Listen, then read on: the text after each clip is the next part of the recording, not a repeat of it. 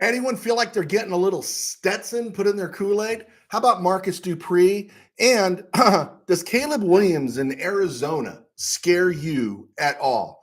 I'm Joe Terosian, and this is RamView. It's hot out there, but let's blow them off the line of scrimmage. Headline, Los Angeles.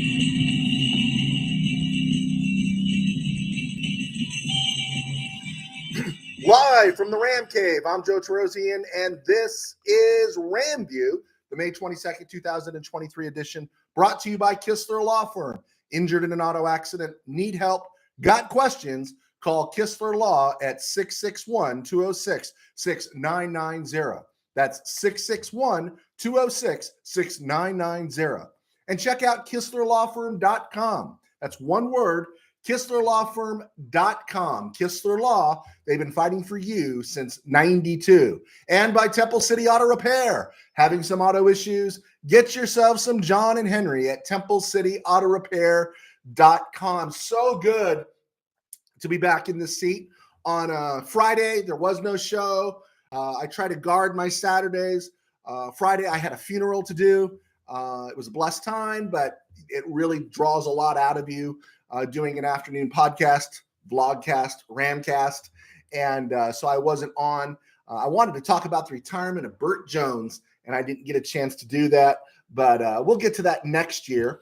A lot of stuff happening, of course. Stetson Bennett's growing on people. The Rams roster, projected roster by USA Today, was posted today. And I thought Cam DeSilva, he does a pretty good job. And I was happy because USA Today matched some of the things I had said earlier. So I feel like I'm in the zone. I might not always be right, but I'm somewhere in the zone. And so let's get to this. And before we get to it, it is called RamView FanView. The Lakers might get bounced tonight. I think they're just playing a better team. No one could guard Jamal Murray.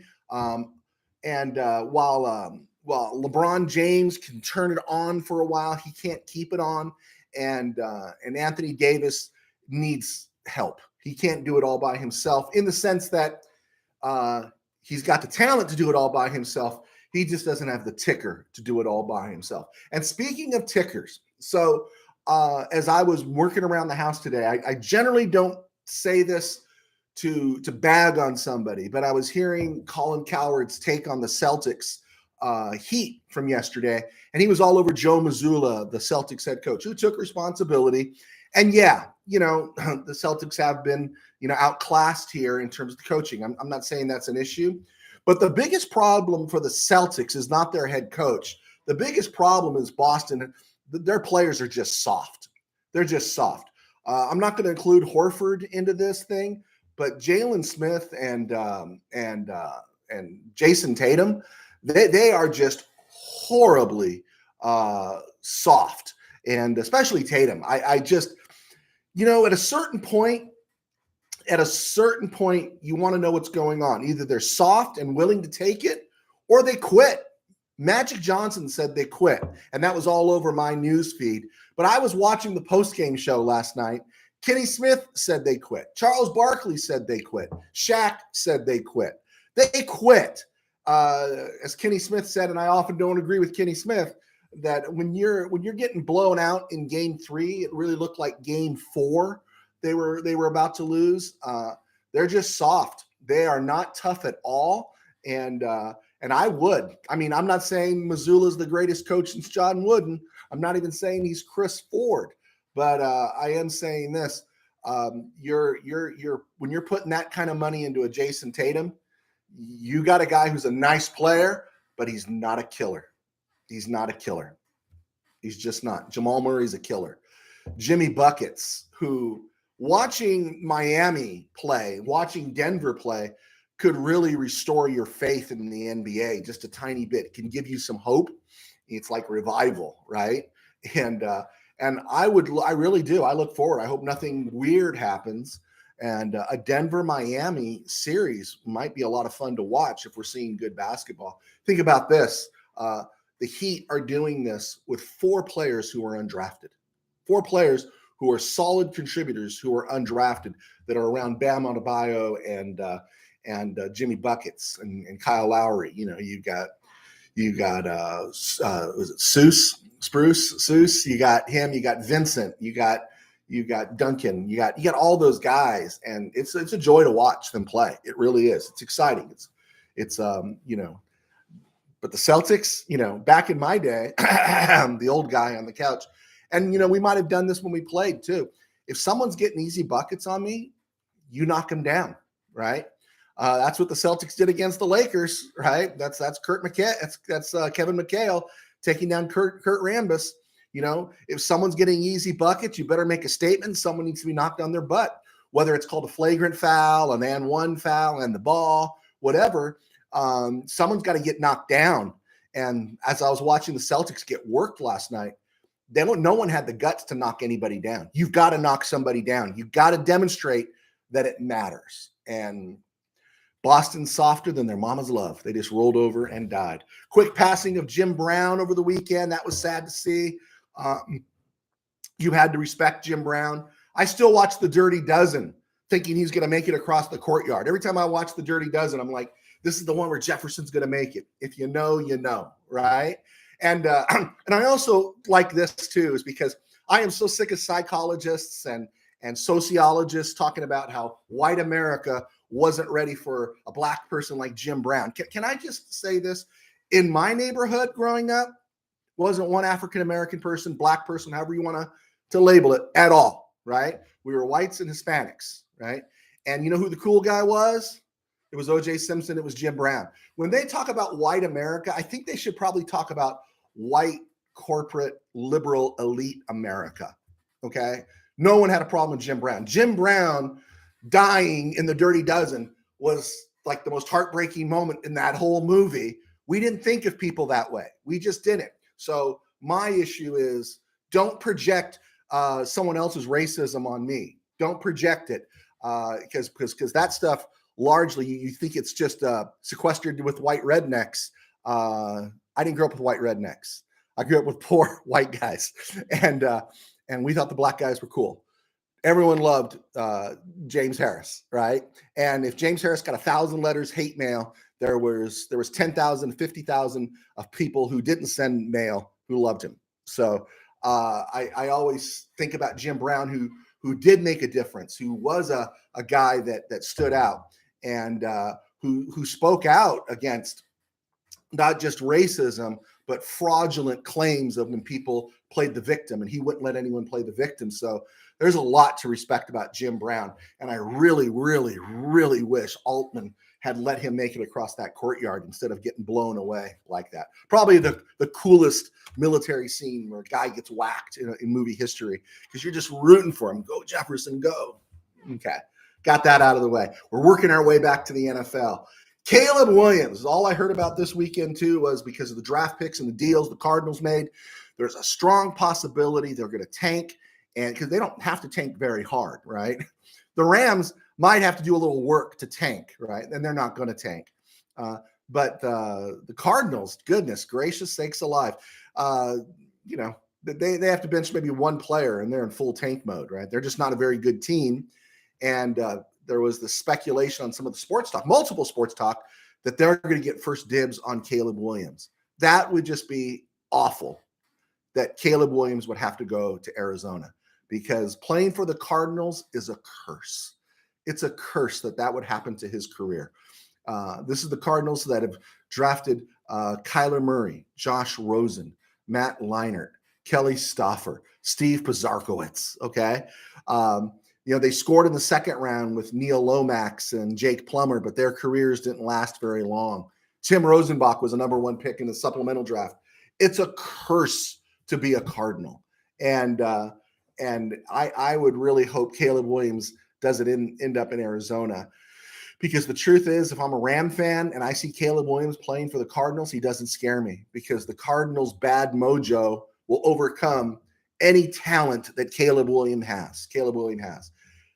Cardinals are cursed, and they got to change ownership. And until they change ownership, they could bring back Jim Brown in his prime, and the Cardinals still wouldn't scare me. Okay, maybe if we were playing with the Raheem Morris's defense, but I digress. Okay, Working our way around here. Yes. Cam DeSilva, the USA Today guy, came out with the Rams projected 53. We did this a while ago, and it's kind of interesting to see what he had. He projects, wow, up to 14 players who have never played a snap in the NFL, 14 to 15 players never played a snap in the NFL, making the 53-man roster.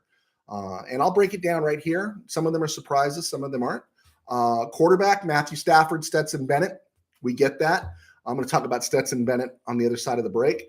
Wide receiver, Cooper Kupp, Van Jefferson, Ben Skoranek, Tutu Atwell, Puka Nacua, and Lance McCutcheon. Makes sense. 6 wide receivers. You see that. That's no big deal. With the recent ruling on Monday for backup quarterbacks, you're only going to keep 2 active every week. And so, because you'll have the third one as an emergency guy, and we'll talk about that. Running backs, he listed 4, and I thought that was a bit much. I thought maybe Tyon Evans would be more practice squad. Cam Akers, Kyrene Williams, Zach Evans, those guys are givens, again, barring any injury. And then he has Tyon Evans, the undrafted free agent making the team. That's one that seems a little different to me. And then he had all 4 tight ends making the team, and I don't see all 4 tight ends making the team. I think if Tyler Higbee stays and survives June 1st, I don't know what that means for Bryson Hopkins. The Rams made the deal for Hunter Long. They just drafted Davis Allen. So I think Bryson Hopkins could be in trouble, but Cam DeSilva's projected lineup has Bryson Hopkins on there, 4 tight ends. And this was the part that I really felt good about, because I said 9 offensive linemen. Cam DeSilva said 9 offensive linemen. Somebody else on another broadcast said 9 offensive linemen, and they're all the same guys. Brian Allen at center, and then you have the flexibility of Coleman Shelton and Steve Avila, who could play center. But you got Coleman Shelton and Avila, Logan Bruss and Tremaine Ankrum at guard. And then at tackle, you have Havenstein, Noteboom, Alaric Jackson, and Warren McClendon, who would be nice to see him make the active roster and get some snaps for the future. So that was really cool. I thought that was really good work by DeSilva.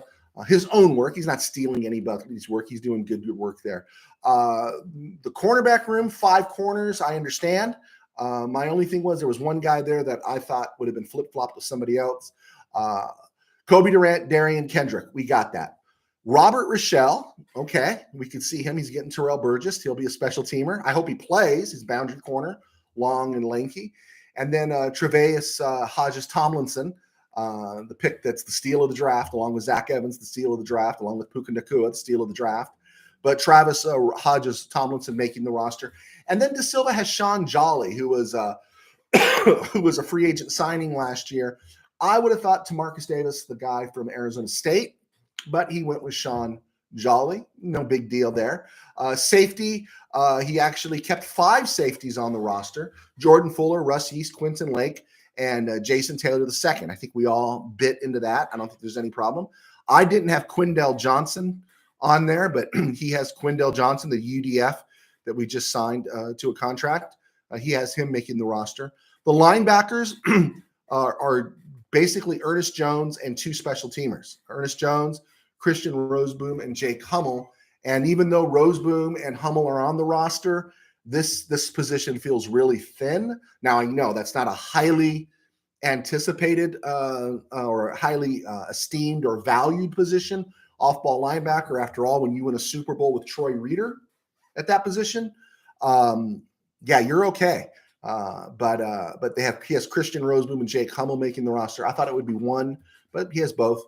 Edge, he has 6 guys, all 3 of the draft picks: Michael Hoyt, Daniel Hardy, and Keir Thomas making the roster, as well as Byron Young, Nick Hampton, and Ochawan Mathis. That's interesting to see.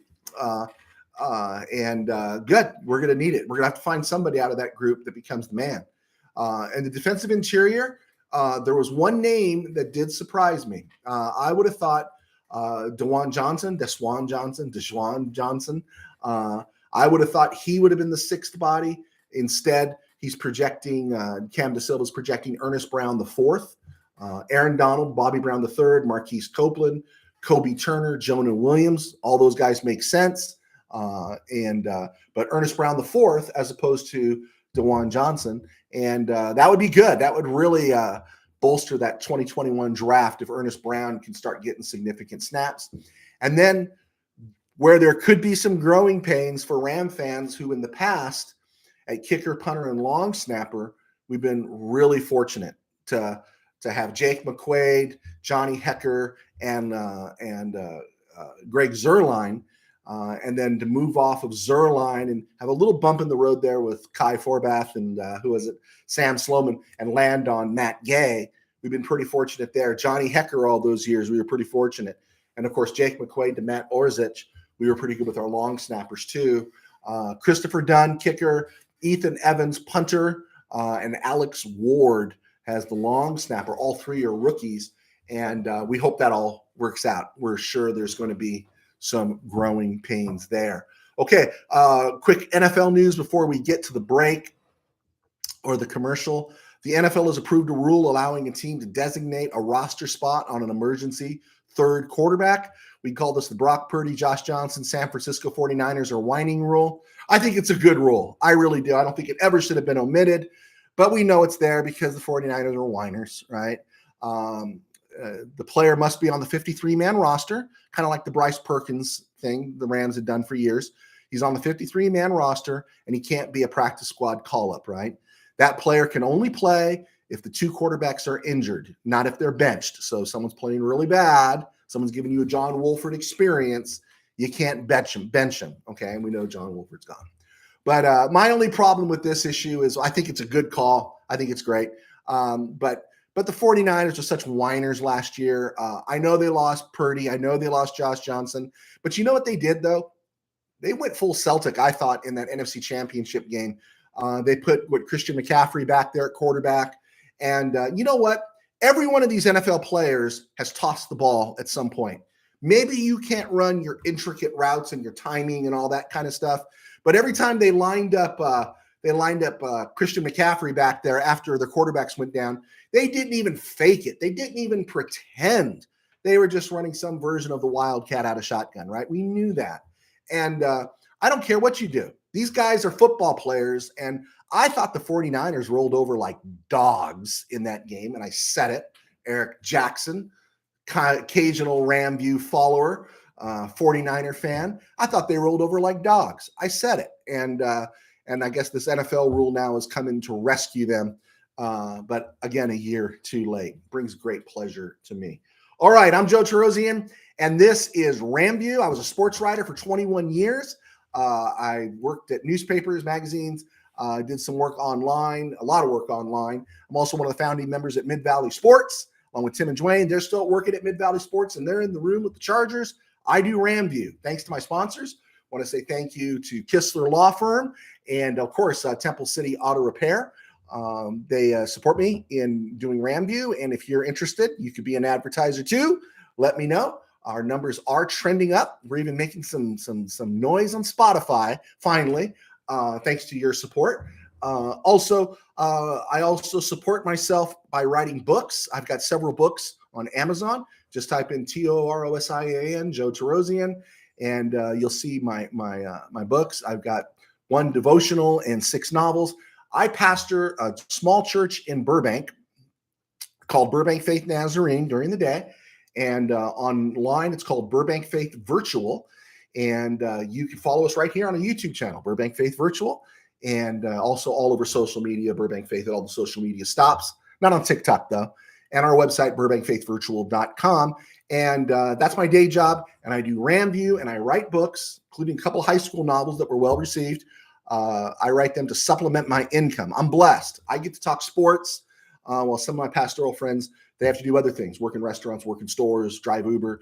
But I'm blessed. And so I just try to do the best job possible to show my gratitude. And we're talking Ram football. Okay, got the commercial in? Can we get the commercial in? Okay, thank you very much. All right, some quick Ram news here. Cooper Kupp has left off Devontae Adams' top whatever list of wide receivers. This feels a little deja vu. I think I remember this last year, and it got me so upset. I forgot all about it. I don't care. Who cares about this stuff? It is clickbait.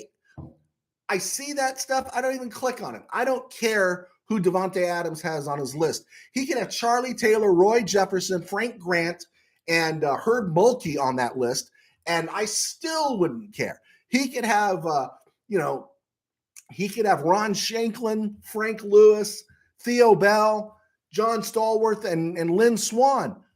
I don't care. I just don't care about that kind of stuff. Flex scheduling. They made an adjustment with the flex scheduling. Can I tell you about the flex scheduling? I don't care. Just let me know when the Rams are going to play, and I'm going to be watching it, right? I don't like Thursday games that much when my team's playing. I don't. I like Sunday to Sunday. I like saying amen at church, picking up my lunch, coming out to the Ram Cave, and watching the game. But the flex scheduling, everyone's all like, we got to flex this here. I don't want the Rams having primetime games. It doesn't make any difference to me. I don't care. I think sometimes the primetime games are a pain in the butt. Let's just let our guys book their games, play, and let's worry about everything else at the end of the season, right? Let's worry about primetime games during the postseason being put on Peacock, but I could care less about flex scheduling during the season. Cool if it happens. If it doesn't, great. And I got to say this too. Before I get to a couple of transactions. I am getting to the point, and I hate this about myself. I'm very, if you say yes, I might just say no for the heck of it. Do you know what I'm saying? If you say everyone loves something, I'm going to say, nah, it sucks. If you say we got to go here, I'm going to say, no, I want to go there. Just a little bit of contra to me sometimes that I don't like just going along with the herd. It's a carryover of my days watching the Twilight Zone, best of all, Val, number 12 looks just like you, I don't want to be herded into a group. But I have to say this. I've seen some more Stetson Bennett highlights. Now I've seen highlights of him throwing the ball for the Rams in that uniform, as well as some college highlights. And as anti-Stetson Bennett as I was, I could feel him growing on me. It's like I'm getting to a point where if you put a little Stetson in my Kool Aid, I might drink it. Yeah, I might drink it. I'm starting to drink a little bit of the Stetson Bennett Kool Aid, and I hate that about myself. But what you see, maybe I'm just starved for football and some Ram football. But just seeing him throw that ball, it's like, I don't know, it doesn't look too bad out there. So I feel myself starting to down some of the Stetson Bennett Kool Aid, and I need to own it because I've been anti-Stetson for so long. Ram transactions of former Ram edge rusher, seventh round, 252 overall out of a D2 school. Chris Garrett. Remember, he was the darling for a while there in 2021. He was cut by the Rams prior to last year. Spent last season with the Vikings on the practice squad, and then got the boot out of there. Was signed in January by the Seahawks, and the Seahawks put him in the street today. So Chris Garrett is out of work again. Hey, maybe he comes to the Rams as a practice squad player. He's got those physical dimensions, but he just hasn't had the chance to put it together, and it'll be interesting to see. I think the Rams knew Chris Garrett was a goner because they went back to a football was an FCS school after he was drafted in 2021. They went to an FCS school. They went to was it Montana State, and they got Daniel Hardy. So they knew, I think, they were moving off Chris Garrett, and so they've gone on to Daniel Hardy. And I think other teams are knowing he's kind of a good athlete, but maybe just doesn't have NFL chops. He probably needs some XFL and USFL time and maybe a little more weight on his body. But he's out there. Also, former Rams Euro prospect tackle Max Percher is signed with the Detroit Lions. Remember, Percher was that guy. He never played a down for the Rams in regular season. Very, very minimal in the preseason. But he was that Euro prospect born in Italy that was signed to that special exemption that, you could have 15 players on your practice squad. He could be the 16th guy and it won't count against it. And so the Rams kept him around for a couple years, and they did their 2 years with him, and now he's signed with the Lions. Brad Holmes has brought him in, and so good for the kid. And hopefully, if the Rams are competing with the Lions in a couple years, he's not playing very well. All right. On this day in history, we have 3 birthdays to mention. Old man in the And cave. yeah, I guess you could say they're kind of old men right now. Born on this day in 1960, Tony Hunter, Ram tight end, played at Notre Dame, broke in with Buffalo. The Rams made a deal for him in the mid-'80s. Had one nice season for the Rams. I think it was 85, 86. I'll let Henry Yep correct me on that. Tore up his knee, and it kind of ended his career. But he was a big-time college prospect, first-round pick, and just didn't get a chance to develop for the Rams. He turns 63 today. Marcus Dupree. Marcus Dupree turns 59 today, born on this day in 1964. If anybody was around in the early 80s, Marcus Dupree was the thing. Marcus Dupree was the sure thing. He was to running backs what Caleb Williams is to quarterbacks. Nobody could wait to get their hands on him. His freshman year at Oklahoma, 1,300 yards, 8.5 yards a carry, massive fiesta. I think it was a Fiesta Bowl win they had. He was outstanding, and then he got into Barry Switzer's doghouse at Oklahoma, which you have to work really hard to get into Barry Switzer's doghouse. But he got into Barry Switzer's doghouse, and he ended up transferring to Southern Miss, played briefly there, and then went to the USFL. 19 years old, he's in the USFL, and by the time he's 20, he blew out his knee in such a horrible way that he never really came back. And so 6'2", 229, I think, 230, great speed, power. He could catch the ball. Marcus Dupree, I think there was a book called The Courtship of Marcus Dupree talking about everything everyone did to get their hands on him. But he's a real man. He's an interesting case where he went on to become a truck driver. He's gotten into some trouble since then, but he went on to become a truck driver. The interesting thing about Marcus Dupree is the Rams actually, in the dispersal draft of the USFL, acquired his rights. And towards the end of John Robinson's run, Dupree was with the Rams in 1990 and 91. And, he had about 70 carries for the team, had a couple of, 20-yard runs, scored a touchdown, caught some passes.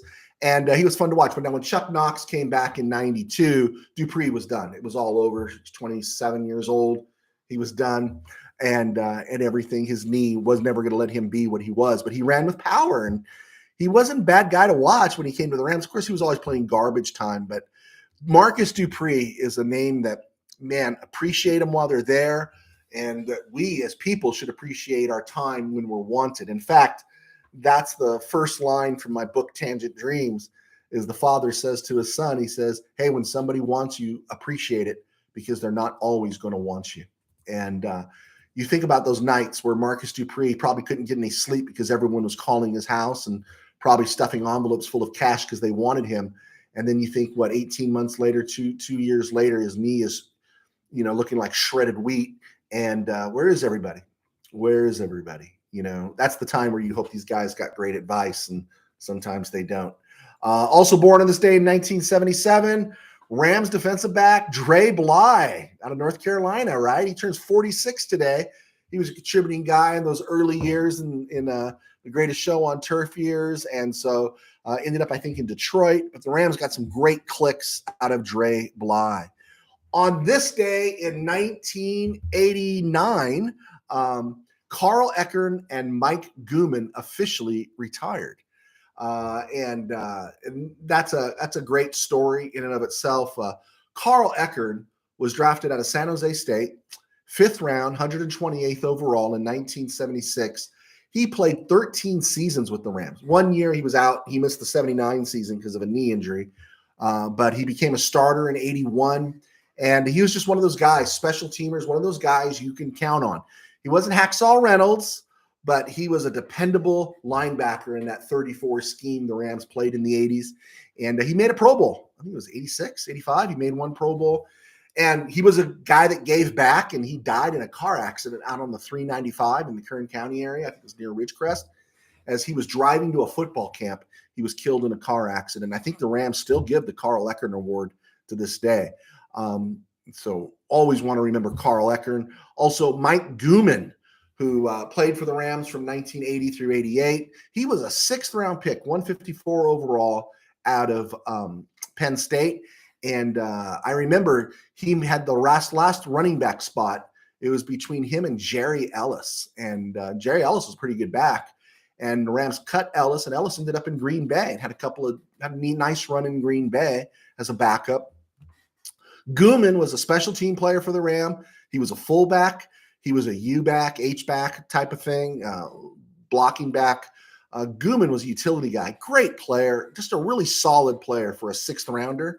And I was at the camp in 88. I was at Rams camp in 88. I think, it was the day Steve Dills was waived, and I thought Gooman was waived, but no, Gooman was placed on IR. And in those days, when you went on the IR, you were pretty much lost for the season. And I remember him and Dills wanting some answers and stuff. It was an interesting day. I was at Rams camp that day. And stuff. But Gooman was a great player, deserves to be remembered. Okay, so we have hit the 30-minute mark, and I'm happy. Yes, it's been a Stone Groove show. It's always good to come back, but there's one more thing. I got one more thing to add on, and this is going to be a Stone Groove, and I'm going to stay in my lane, but I want to get this in here. The reason I wanted to do a show on Saturdays because it was May the 20th. And there's a really weird thing in Ram history. Cullen Bryant, Terry Nelson, and Wendell Tyler were all mainstays with the Rams through the 70s. They were all contributors in Super Bowl 14. Okay. And I thought it was really interesting that Cullen Bryant was born in 1951. Terry Nelson was born in 1951. And Wendell Tyler out of UCLA was born in 1955. And here's the interesting thing. They were all born on May 20th. All of them. They were born on May 20th. Now, Cullen Bryant passed away in 2009 at the age of 58. Terry Nelson just recently turned, 72. And Wendell Tyler just turned, I think, 68. Yeah, 68. One of my favorite Ram running backs. And but they were all born on the same day, May 20th. They were all mainstays with the team at the same time. They all participated in the Super Bowl. Cullen Bryant was the first player I ever saw change positions. He was a defensive back. He was drafted 2nd round, 31st overall. So technically he would have been a 1st-round pick in 1973. And he was a kick returner. And then in 74, they were playing with the idea of moving him to running back. He was still playing DB. And I was at my first Ram game, Times charity game on my birthday in 1974. And Les Strayhorn, hated cowboy, caught a pass, broke down the sideline, running towards the closed end. He was on the what we would call the press side, the side that the Rams were on. And he's running down the sideline, breaking away. Looks like he's going to score. And literally coming from the opposite side of the field, tracking him down. 70, 60 yards. Cullen Bryant, you saw it. You couldn't help but see it. And he stopped him before he went in. The Cowboys eventually scored and won the game. But it was after that Cullen Bryant was converted to a running back. And the Rams got a lot of great clicks out of Cullen Bryant. Terry Nelson, underappreciated blocking back that we might have seen better out of in a different generation. But the Rams didn't ask much of their running backs. Nelson was a 4th-round pick, 99 overall in 1973. He had 87 career catches. He was the next Bob Klein, right? He was the next Bob Klein. And so we don't know how good he could have been. And then, of course, Wendell Tyler, right, starred for the Rams. And then the Rams did the 49ers a favor, right? The Rams did not only did they already have Joe Montana and Roger Craig, and not only did they already have Bill Walsh, and they already had a Super Bowl title under their belt, the Rams said, you know what? We're going to give you Wendell Tyler too, because we just drafted Eric Dickerson, but we're going to trade within the division and send you Wendell Tyler. Nice work by the Rams. Okay, cool. There we go.